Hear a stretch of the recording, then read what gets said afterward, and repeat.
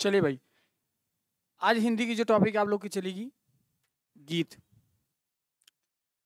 गीत में बड़े ध्यान से देखिएगा।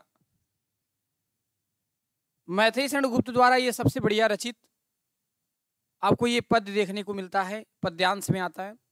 संदर्भ आपसे कोई पूछे तो आप लोग बता सकते हैं कि यह आपके पाठ्य पुस्तक हिंदी की गीत नामक पाठ से लिया गया है, जिसके कवि मैथिली शरण गुप्त जी हैं। दो चीजें इसमें बहुत जरूरी है, दो चीजें। पहली बात तो आप सबको काव्य संदर्भ आने चाहिए। फिर हालांकि मैंने इसमें सभी के साथ मैंने काव्य संदर्भ लगा रखा है, उसका दिक्कत ना लीजिए, लेकिन इसमें आप सभी को काव्य संदर्भ के साथ पता होना चाहिए। दो चीजें इसमें बहुत महत्व रखती है। प्रसंग निकाल लीजिएगा। आपने इसको एक बार पढ़ा, प्रसंग ऑटोमेटिक आप निकाल लीजिएगा। कह रहे हैं क्या, ध्यान से सुनना और देखना, ऑटोमेटिक आप अर्थ निकाल लोगे। 100% है, आप अर्थ निकाल लोगे ऐसे ही। कह रहे ध्यान सुनना। निरख सखिए खंजन आए। ध्यान से सुनना, एक एक चीज समझना, ऑटोमेटिक आपको समझ में आना स्टार्ट हो जाएगा। अरे निरख सखिए खंजन आए। फिर क्या कहते हैं, सुनो। फेरे ऊन मेरी रंजन ने अनयन इधर मन भाए। निरख सखिए खंजन आए। फैला उनके तन का आतप मन से सरसाए। निरख सखिए खंजन आए। फिर क्या कहते हैं, ध्यान सुनना। घूमे वे इस और वहां, ये हंस यहाँ उड़ छाए।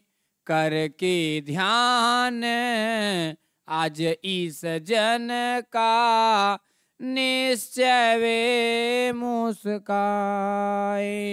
फूल उठे हैं कमल यधर से, यह बंदोक सुहाए। निरख सखिए खंजन आए। स्वागत स्वागत शरद भाग्य से मैंने दर्शन पाए। नभने मोती वारे लो यह अर्सो अर्ध भर लाए। निरख सखिए खंजन आए। अब यहां पहले देखिए, संदर्भ मैंने बता दिया। प्रस्तुत पद्यांश हमारी पाठ्यपुस्तक हिंदी के गीत नामक पाठ से लिया गया है, जिसके कवि अगर गद्य रहता है तो हम लेखक कहते हैं, और जब पद्य रहता है तो कवि बोलते हैं। कवि मैथिली शरण गुप्त जी द्वारा रचित है। अब प्रसंग की बात आती है तो यहां प्रसंग का भाव समझ लो। आप ध्यान दीजिएगा कि लक्ष्मण जी की जो पत्नी उर्मिला है, अपने पति के विरहावस्था में किसी पक्षी के आ जाने पर खुशियों को अपना प्रतीत कर रही, अपने सखियों को बता रही हैं। तो जो इसका भाव निकलता है ना, उस भाव को हम आसानी से व्यक्त कर देते हैं। अब पहले एक एक को अर्थ समझते हैं। आप सभी को पता होगा भाई, जो लक्ष्मण जी हैं, और देखिए बड़ी आज बहुत सारी चीज इसमें सीखने को मिलेगा सभी लोगों को। पहली बात क्या, लक्ष्मण जी जब अपने भैया के साथ बन जाने के लिए तैयार हुए तो तनिक मात्र मतलब सरसों के तिनके के समान भी उन्होंने विचार नहीं किया, मेरी पत्नी का क्या होगा। कौन सोचता है पत्नी का क्या होगा, जिसे अपने माँ बाप पर ही विश्वास ना हो।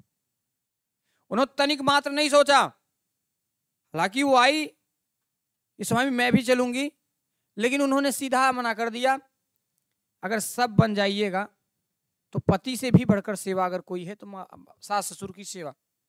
यहाँ पापा हैं, माँ हैं, पिताश्री हैं, माँ हैं, इनकी सेवा बढ़िया से करना चाहिए ना, इनका देख रेख करने के लिए। 14 साल तक लक्ष्मण जी अपने पत्नी से दूर रहे। सब कहते हैं सीता मैया बहुत दुख किए, हमें तो नहीं लगता उर्मिला जी से ज्यादा दुख और भी कोई किया हो। 14 साल तक अपने पति से दूर रही। हालांकि आज व्हाट्सएप है, जमाना बदल गया, आज की टेंशन ही अलग है। अब बम्बई कमाई जाए लागेन, घरे से निकलेन, रोज के रोज रह मिले हैं, स्टेशन पहुंचे में ना देखा भाई ट्रेन ना आए बा, हेलो ट्रेन ना आए बा, देखा ये देखा मैं बैग बा, हद तेरी कहीं। समय बदल गया, जज्बात बदल गया। और भी आप समझ ला, पहले शादी विवाह हुआ करता था, लड़का न कभी लड़की को देखी रहती थी, ना लड़की कभी लड़के को देखी रहती थी। लड़की बेचारी के जैसे जैसे शादी नजदीक आता था इतना रोती थी, उदास रहती थी, ये सोचती थी पता ना मेरे हस्बैंड कैसे होंगे, पति मेरा कैसा होगा, घर कैसा होगा, कहाँ होगा, मुझे कुछ पता ना। और आज का जमाना पांडे जी, आज के जमाना ले वीडियो कॉलिंग, ये बेडरूम है, ये बाथरूम है, तेरी कहीं हद हो गई, सब दिखा दो, सब दिखा दो। ये भी दिखा दो कि भाई हम आलू यहाँ रखते हैं, प्याज यहाँ रखते हैं, रसोइयाँ भी दिखा देंगे, सब फोन पे, सास ससुर देवर सब दिख गए, सारा परिचय वहीं पर हो गया। समय बदल गया, धरती ने बदला, चंदा ने बदला, तो कितना बदल गया इंसान, तो कितना बदल गया इंसान। धरती वही, आसमान वही, इंसान बदल गए, भाव बदल गए, है ना। आज उर्मिला जी अपने विरहावस्था की व्याख्या कर रही हैं। आज तो विरहावस्था हम तो नहीं मानते, कैसा विरहावस्था, रचू विरहावस्था में तुरंत व्हाट्सएप पे धनाधन मैसेज, ले धनाधन मैसेज गया, वीडियो कॉलिंग शुरू, समझ नहीं आ, बात करना स्टार्ट कर देंगे। तो उर्मिला जी उनकी पत्नी है लक्ष्मण जी की, तो कह रही हैं, अपने सखी से कह रही। इसीलिए कहते हैं कि सखी और मित्र जीवन में बहुत बहुत जरूरी है। समझ में आया। मैं आपको संस्कृत में इसी में एक श्लोक पढ़ाऊंगा कि अपने पिता का आज्ञा का पालन करने वाला पुत्र और अपने पति की निस्वार्थ सेवा करने वाली पत्नी और दुख सुख में ईमानदारी और सच्ची निष्ठा के साथ आपके साथ खड़ा हुआ मित्र बड़े नसीब वालों को मिलता है, जिसके बहुत बढ़िया नसीब होंगे, बहुत अच्छा समझ लेना। कहते हैं बने कई कुछ जन्मों के पुण्य अगर ऐसे होंगे तब आपके अच्छे मित्र मिलेंगे। ऐसी चीजें देखने को मिलती है। मरे हुए पिता की आज्ञा का पालन करने के लिए राम जी 14 वर्ष के लिए वनवास चले गए। आज जीवित पिताजी हैं, उनकी आज्ञा का पालन कोई नहीं करता है। कड़वी लेकिन बात सत्य है, समझ नहीं। फिर क्या कहते हैं, ध्यान सुनना, सभी लोग ध्यान दीजिएगा। अरे निरख सखी खंजन आए, निरख माने देखना, हे सखी देख, हे सखी देख, ये खंजन पक्षी आ गए हैं। खंजन पक्षी एक पक्षी है ना, एक पक्षी है। देख सखी ये खंजन पक्षी आ गए हैं। अब क्यों आए हैं इसके बारे में हम पढ़ेंगे, लेकिन हालांकि यहाँ पहली जो बात करा उसको समझ लो। क्या कह रहे हैं कि उर्मिला कहती है कि निरख सखी ये खंजन आए, हे सखी देखिए खंजन पक्षी आ गए हैं। फिर क्या कहते हैं, फिरे ऊन मेरे रंजन ने नयन इधर मन भाई। लगता है मेरे स्वामी मेरे प्रियतम आज हम सबको याद करके अपने नयन को अपने इधर अयोध्या की ओर, ठीक है, या हम सब की ओर फेर लिया है, इसीलिए खंजन पक्षी उड़कर हे सखी इस दिशा की ओर आ रहे हैं। फैला उनके तन का आतप मन से सर साए, निरख सखी ये खंजन आए। कहते हैं क्या, फैला उनके तन का आतप, उनके तन का, उनके शरीर का प्रकाश यूं फैल गया है, ऐसे फैल गया है मन से सरसाएं, कि मेरे मन में भी उनके सरसाए माने उनके प्रति प्रसन्नता और भी बढ़ गई है, मेरे मन में प्रसन्नता बढ़ गई है, मेरा मन सरसरा रहा है, ऐसी भाव बन रही है। घूमे वे इस और वहां, ये हंस यहाँ उड़ छाए। घूमे वे इस और वहां, लगता है मेरे स्वामी मेरे प्रीतम इस ओर घूमने के लिए चले आए हैं और इसीलिए ये हंस उड़कर हम सब की ओर चले आए हैं। फिर क्या कहते हैं, करके ध्यान आज इस जन का, इस जन माने हम सब का, क्या करके ध्यान, आज हम सब का ध्यान करके निश्चय वे मुस्काए, निश्चय ही वो हम सबको याद करके मुस्कुरा रहे होंगे, तभी ऐसा हो रहा है। फूल उठे हैं कमल अधर से, यह बंदो का सुहाए, और ऐसे निश्चय हो के ऐसे मुस्कुरा रहे हैं मानो कमल रूपी जो उनके मुख हैं, ओठ हैं, वो खिल गए हैं। और क्या कहते हैं, और बहुत ही सुशोभित कर रहे हैं, स्वागत स्वागत शरद भाग्य, यहाँ कामा लगा हुआ है, हे शरद मौसम तुम्हारा बार बार मैं स्वागत करती हूँ, भाग्य से मैंने दर्शन पाए, भाग्य से मैंने दर्शन पाए, ये मेरा भाग्य था कि मैंने आपका दर्शन पाया। नभने मोती वारे लो, न ओस रूपी बूंदे गिर रही हैं, ऐसा प्रतीत हो रहा है ये अर्सो अर्ध भर लाए। उसी प्रकार हमारे नेत्र भी सजल हो गए, नेत्र में अश्रु चले आए, जिस प्रकार नभ से मोती क्या करते हैं, गिरते हैं। तो ये जो है कि उर्मिला जी अपनी जो है कि दुख को प्रकट करती हैं, बता भी रही हैं सखियों से। अब पहली बात यहाँ समझ लीजिए कि क्या क्या इसका काव्य संदर्भ है। आप सभी जानते हैं कि प्रस्तुत पद्यांश हमारी पाठ्य पुस्तक हिंदी में संकलित राष्ट्र कवि मैथिलीशरण गुप्त द्वारा न रचित गीत शीर्षक से उद्गृत है, ठीक है, उद्गृत है। अब यहाँ देखिएगा इसका सौंदर्य क्या होगा, ध्यान समझना बाबू। सौंदर्य में आपको ध्यान ये देना है, भाषा जो यहाँ पर है शुद्ध परिकृष्ट खड़ी बोली का प्रयोग यहाँ किया गया है। अक्सर आप लोग ध्यान देना, खड़ी बोली का मतलब जो कुछ अर्थ ऑटोमेटिक आप निकाल लो, बिना टीचर के पढ़ाए, बिना किसी के बताए, उसका आप जो है कि ना 40% भाव खुद जान जाओ, तो समझ लो खड़ी बोली हो गई, इतनी आसान है, ठीक है। शैली क्या है, मुक्तक शैली का प्रयोग यहाँ किया गया है। छंद जो है गेय पद लिया गया है यहाँ पर। अलंकार यहाँ क्या क्या है, अपरहति, हेतु, उत्प्रेक्षा एवं उपमा अलंकार इसमें मिलकर आया हुआ है। कहीं कहीं तुलना की गई है ना, ज्यादा ज्यादा। गुण इसमें माधुर्य गुण है, शब्द शक्ति जो है कि लक्षणा एवं व्यंजना है। तो ऐसे जो है कि इसके काव्य सौंदर्य है।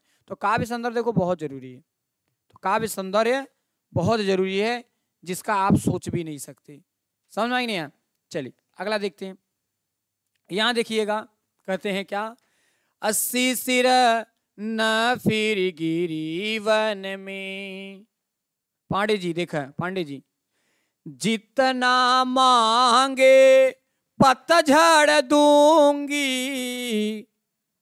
है ना, मैं इस निज नंदन में, शिशिर न फिर गिरी वन में। हाँ, शिशिर न फिर गिरी वन में, ठीक है। अब देखिए यहाँ कोई भाव से कहता है तो उर्मिला ही कह रही हैं, लेकिन हम किसी किस्म से उदाहरण लेके समझा रहे हैं। मान लीजिए मालवी जी कह रहे हैं क्या, कितना कंपन तुझे चाहिए, ले मेरे इस तन में, सखी कह रही हैं पांडुरता का क्या अभाव आनन में हो, शिशिर न फिर गिरी वन में, है ना। अब यहां देखिएगा, अब कोई और कहता है, क्या कहता है, ध्यान सुनना। वीर जमा दे नयन वीर,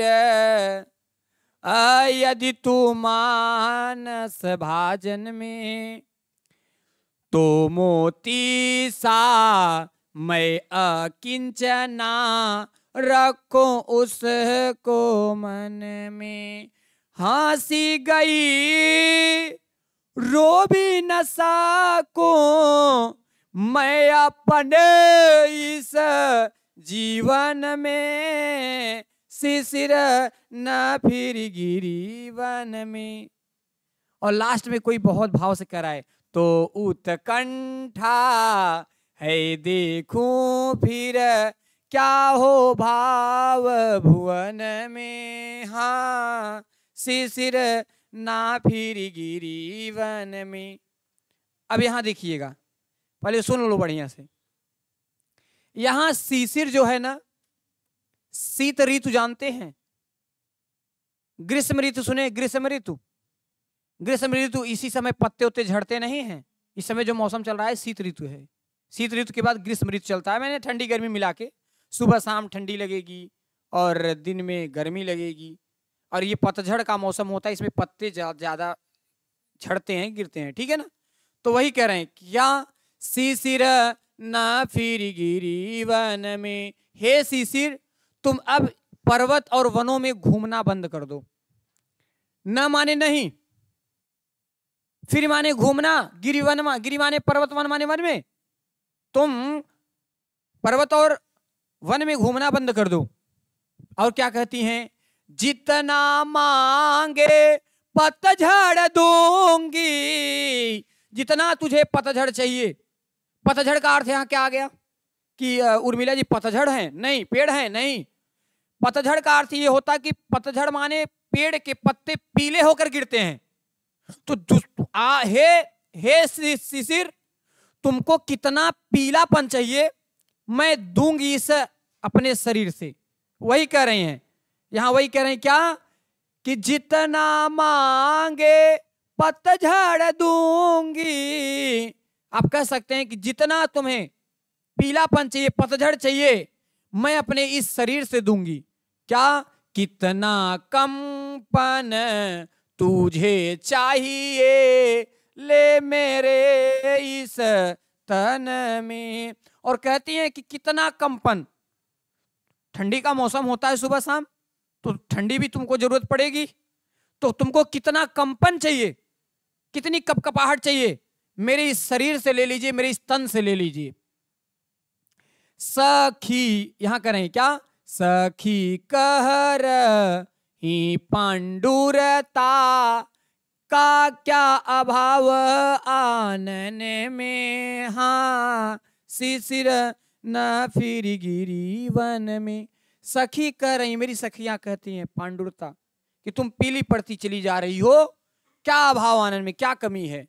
और क्या कहते हैं, वीर जमा दे नयन नीर। जो वीर होते अपने नयनों को, नीर को ही जमा देते हैं। यदि तू मानस भाजन में, है ना, मानस भाजन, भाजन माने व्यक्त करना या कहना लोगों के बीच में। तो यदि तू मानस भाजन में, जो वीर होते हैं अपने नयन नीर को जमा देते हैं। यदि तू मानस भाजन में, यदि तुम ऐसा चाहती हो, ऐसा करना चाहते हो, तो ऐसा हो सकता है। तो मोती सा मैं अकिंचना रखो उसको मन में। तो मोती के समान मैं उसे अपने मन में रखने से चूक नहीं करने वाली हूं। और क्या कहते हैं, ध्यान सुनना, हंसी गई मेरी हंसी चली गई, रो भी न सकूं मैं रो भी नहीं सकती। मैं अपने इस जीवन में, मैं अपने जीवन में मैं हंसी चली गई, मैं रो भी नहीं सकती। तो उत्कंठा, उत्कंठा माने मैं चाहती क्या, मेरा भाव क्या है, मेरी इच्छा क्या है। देखो फिर क्या वो भाव भुवन में। तो मैं यही देखना चाहती हूं कि क्या उत्कंठा, मेरी उत्कंठा यही है कि मैं देखना चाहती हूं कैसा भाव विभोर, कैसा भाव भुवन, यानी कैसा भाव देखने को मिल रहा है या कैसा भाव है। तो यहां देखिएगा किस किस चीज का यहां प्रयोग किया गया है। काव्यगत संदर्भ में भाषा शुद्ध परिकृष्ट खड़ी बोली है, शैली मुक्तक है, छंद जो है कि गेय पद है, अलंकार रूपक और मानवीकरण उपमा एवं काव्यलिंग है। गुण इसमें माधुर्य का किया गया है। शब्द शक जो है लक्षणा और व्यंजना है, जैसे उसमें आपने देखा था। जब ऐसे बार बार देखेंगे तो ऑटोमेटिक आपको काव्य संदर्भ ऐसे याद हो जाएगा। ठीक है, अब देखिए अगला कहते हैं, ध्यान सुनना। यहां देखो, लो अब यहां देखिएगा सभी लोग। अब यहां कोई कह रहा है, अब कौन कह रहा है आप समझो, मैं तो ऐसे बता दे रहा हूं। राजदीप आए हैं? नहीं आए? नहीं आए हैं, चलिए कोई दिक्कत नहीं। आकाश को ले लीजिए, आकाश कह रहे हैं क्या? मुझे फूल मत मारो, मुझे फूल मत मारो। काहे, क्यों नहीं मारेंगे पूछो? कौन मार रहा है वो? आ? पता नहीं है, कह रहा है पता नहीं है। अब सुनिए, यहाँ मालवी जी इधर देखिए, ये मालवी जी का 2 लाइन है, इनके लिए देखिए। मैं अबला वियोगिनी, कुछ तो दया विचारो, मुझे फूल मत मारो, मुझे फूल मत मारो। पाड़े सुनिए, होकर मधु के मीत मदन में, पट तुम कटुगरल नगारो, मुझे फूल मत मारो, मुझे फूल मत मारो। फिर क्या कहते हैं? मुझे विकलता तुम्हें विफल था, ठहरो श्रम परिहारो। और क्या कहते हैं, ध्यान सुनना। नहीं भोगिनी यह मैं कोई, जो तुम जाल पसारो, मुझे फूल मत मारो, मुझे फूल मत मारो। बल हो तो सिंदूर बिंदु, यह हर नेत्र निहारो, रूप दर्प कंदर्प तुम्हें तो, मेरे पति परवारो, लो यह मेरी चरण धूलि, उस रति के सिर पर धारो, मुझे फूल मत मारो, मुझे फूल मत मारो। बड़े नसीब वाले होते हैं कि ऐसी पत्नी मिलती है। सुनिए, ऐसा कौन कौन मिलेगा बताइए? ऐसा मिलेगा? देखो यहां कह रही हैं, अब यहां कहते हैं मुझे फूल मत मारो, के मार रहा है? अब आपके सब कंफ्यूजन बना होगा, कौन मार रहा है? तो यहां है कामदेव। विश्व में सबसे, पूरे संसार में सबसे सुंदर कौन है? कामदेव। कामदेव की जो पत्नी है उनका नाम है रति। ये दोनों जोड़ी बहुत ही सुंदर है। कामदेव का काम केवल किस लिए बनाया गया? रति और कामदेव को शास्त्रों में व्याख्या मिलता है, ईश्वर ने उनको इसलिए बनाया, संसार को आप हमेशा सुख खुश में रखो, सुखी में रखो, उसको दुख मत दो। जब किसी माँ का बेटा मर जाता है ना, एक दिन रोती है, परिवार में कोई मरता है, कोई लड़का खत्म हो जाता है, तो घर में पिताजी, भाई बहन, पत्नी, माता, पिताजी बहुत रोएंगे, मित्र कितना दिन रहेगा? 1 घंटा, आधा घंटा आपके लिए। पत्नी रोएगी 2 दिन, 3 दिन, 4 दिन, बच्चे रोएंगे 1 हफ्ता, भाई बहन 1 से 2 दिन रोएंगे, और क्या 4 दिन रोएंगे, पिताजी बहुत करेंगे 1 महीना रोएंगे। सबसे ज्यादा समय तक कौन रोता है? केवल माँ, अपने बच्चे के लिए। सबसे लंबे समय के लिए केवल माँ होती है, अपने बच्चे के लिए रोती है। लेकिन समय बदलता है, ईश्वर ने इस दुनिया को इतना सुंदर बनाया है ना, कि बाद में वो माँ भी धीरे धीरे अपने बच्चे को भूल जाती है। हालांकि कोई बीच में आता है, चर्चा उठाता है, तो वो याद करके फिर रो देती हैं। लेकिन जिस तरह प्रत्यक्ष ऐसी घटना होती है, तो काफी टाइम तक उनको ऐसे याद रहता है। माँ माँ होती है। एक गुरुजी के पास एक लोग आए, कहें गुरुजी मेरा शादी पड़ गया। कहा तुम्हारा शादी पड़ गया, तो समझ लो हमारा आपका साथ छूट गया। कहा गुरुजी ये क्या कह रहे हैं? कहे हाँ ये नियम है। आप देखे होंगे जब शादी विवाह हो जाता है तो वहीं गुरुजी का अपना टीचर का साथ छूट जाता है। फिर एक दिन बाद, बहुत दिन बाद मिला। कहा गुरुजी मेरे बच्चे हैं। अच्छा, अब माता पिताजी का साथ छूटेगा।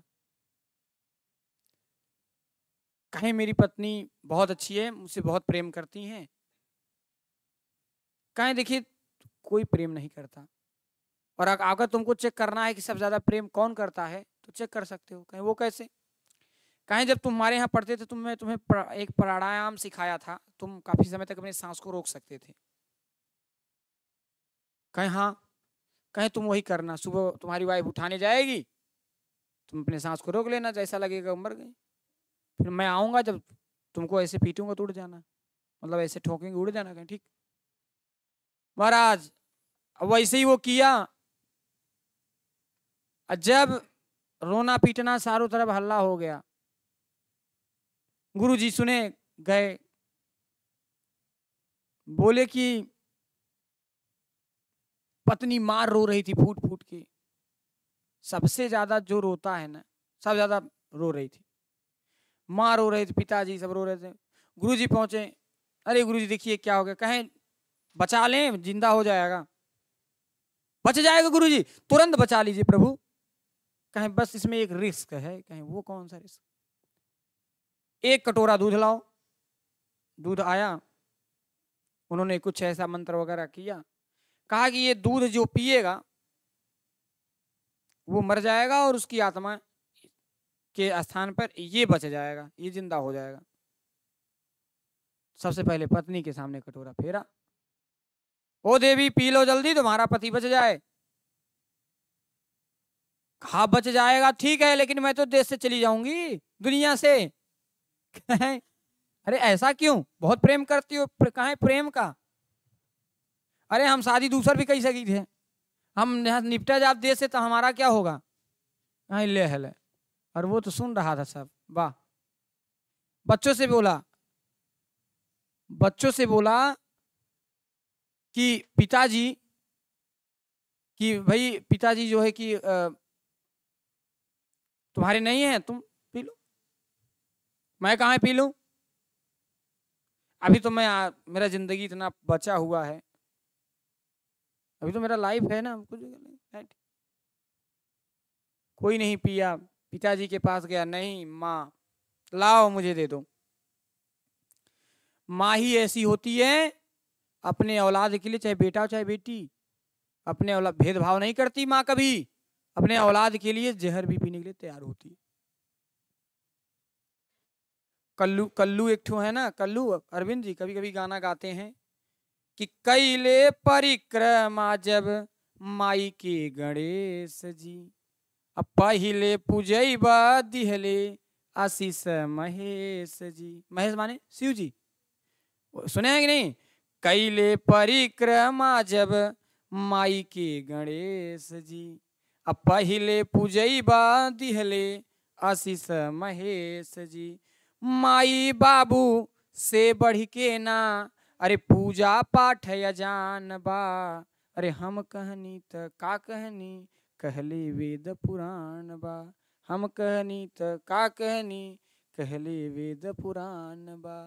माई के चरनिया में चारों तीर्थ धाम बा, उनसे बढ़ के कौनो तीर्थ नाही धाम बा, है ना? तो ऐसा जो है कि कभी सुनिएगा, बहुत प्यारा गीत है, भोजपुरी में ये, भोजपुरी बहुत सारे ऐसे गीत हैं, बहुत प्यारा गीत है। अब सोचिए पहले तो माँ माँ होती है, समझ में आया कि नहीं? तो अपने बच्चों के लिए कुछ भी करने के लिए क्या होती है? तैयार होती है। समझ में आया कि नहीं? एक माँ एक बच्चे का इतना बड़ा होता है ना छोटा, बाद में उसको पता चलता है उसको हार्ट में छेड़ है। माँ को पता था, उदास ही रहती थी। ये डॉक्टर बताया ज्यादा दिन चलेगा नहीं, या तो इसको हार्ट बदल दिया जाए तो। और ऐसा डॉक्टर में होता है, हार्ट बिकता नहीं, खून बिकता नहीं है, दूसरे ग्रुप का ब्लड लाओ तुमको जो ब्लड की जरूरत पड़े वो ले लो, उसी को बोलते हैं ब्लड बैंक। समझ नहीं है? वाराणसी में जाइए, ब्लड आपको आवश्यकता है, आपके घर में कोई है पेशेंट है, ब्लड चाहिए, तो कहेगा बाबू ब्लड बिकता नहीं है। कुछ पैसे तो लेगा 2-3 हजार उसको प्योर वगैरह करने में, बट उसका सबसे बड़ा क्या चीज होता है कि कहता है कि तुम ब्लड चढ़ा देंगे, लेकिन ये हमको कोई ग्रुप का, अलग ग्रुप का ब्लड चाहिए अलग से, तो वाला ब्लड लेगा, ये वाला ब्लड दे देगा, क्योंकि हमारे यहाँ ब्लड नहीं बिकता। तो कहाँ से आए? एक दिन लड़का बोला, माँ मेरी कुछ ही दिन बर्थडे रह गया, क्या दोगी? बेटा मैं तुमको ऐसा गिफ्ट करूंगी, दुनिया में कोई ऐसा गिफ्ट नहीं पाया होगा। अलमारी में जाके देख लेना जिस दिन तुम्हारा बर्थडे रहेगा। बर्थडे के 2 दिन पहले ही, 2 से 3 दिन पहले ही बच्चे का ऑपरेशन हुआ और बच्चा ठीक हुआ। जब बेड वगैरह से धीरे धीरे चलने लगा तो कहा आज मेरा बर्थडे है, मेरी माँ भी नहीं दिख रही है, और बोली थी कि अलमारी में निकाला तो लिखी थी एप्लीकेशन, पत्र पढ़ा उन्होंने, बेटा तूने कहा था ना गिफ्ट में क्या दूंगी, तेरे हार्ट में छेड़, हृदय में छेड़ था, मैंने अपना हार्ट ही ट्रांसप्लांट करा दिया, मैंने तुमको ही डोनेट कर दिया, और मैं इस दुनिया में नहीं हूँ, भले ही नहीं हूँ लेकिन मेरा हार्ट तुम्हारे साथ है, हमेशा मेरी दुआएं आपके साथ है। समझ में आया ना? इसलिए कभी लिखते हैं, ऐसन दुनिया में के होई, बोझ में कोख में बोझा लेके ढोई, ऐसन धरती पर के होई, बोझा कोख में लेके ढोई, दुखवस हंस के सह जाई, तब केहू से ना बताई, ठिठुरी के जाड़ा संग ही बितावनी, संग में ढेका जात चलवनी, उनके ममता जैसन कौनो अरे सहनाई न मिली, सब कुछ मिल जाई पर दुनिया में माई ना मिली, सब कुछ मिल जाई पर दुनिया में माई ना मिली। सही बात है कि नहीं? तो ये चीजें सबसे बड़ी बात है। तो यहाँ पर वही कहते हैं कि कामदेव और रति बहुत सुंदर हैं, संसार में ईश्वर ने ऐसा बनाया है ना, इनको यही काम है, तुम दूसरों को हंसाओ, जीवन को आनंदित करो, प्रसन्न करो, देवी देवता।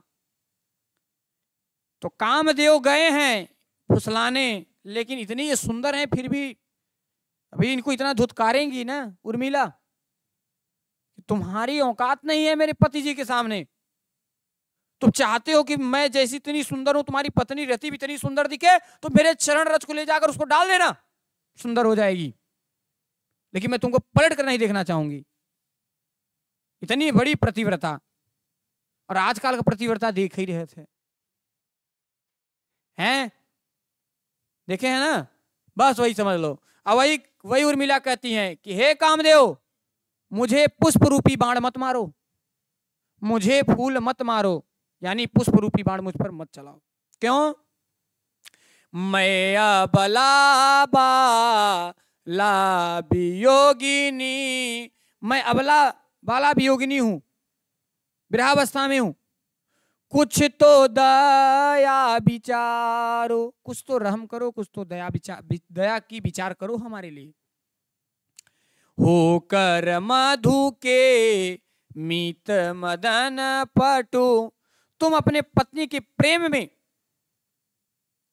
इतना मगन होकर मदन हो गए हो, व्यस्त हो गए हो, पटु तुम कटु गरल नगारो, तुम कटु माने होता है कि जो आपको अच्छा ना लगे, दुख दे दे, दुख देने वाली बातें और आपको तकलीफ कर देने वाली या दुख देने वाली कार्य, वर्क, ठीक है, कार्य, गरल नगारो, तुम ऐसा कार्य हमारे साथ ना करो।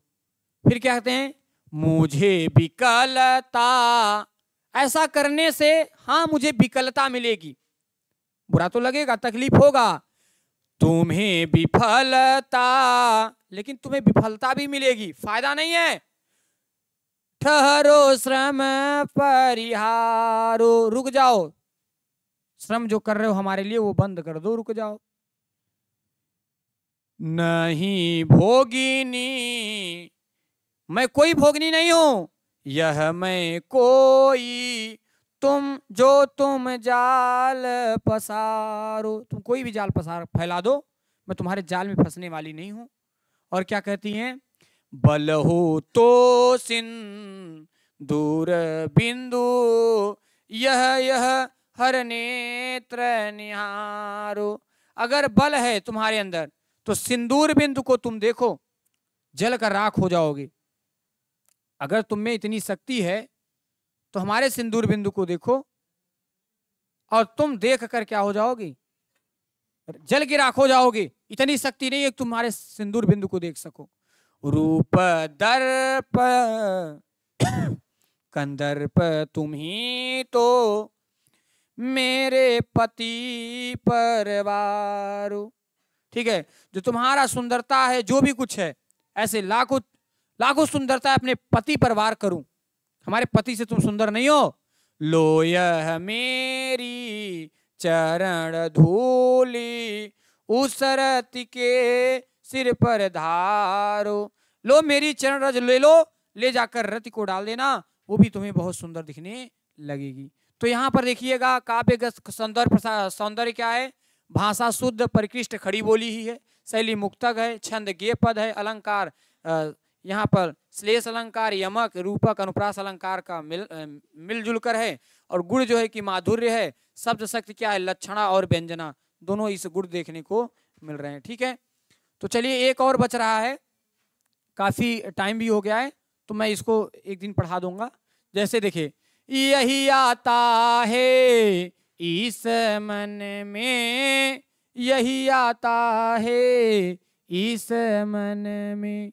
ठीक बा, आकाश आपके लिए 2 लाइन।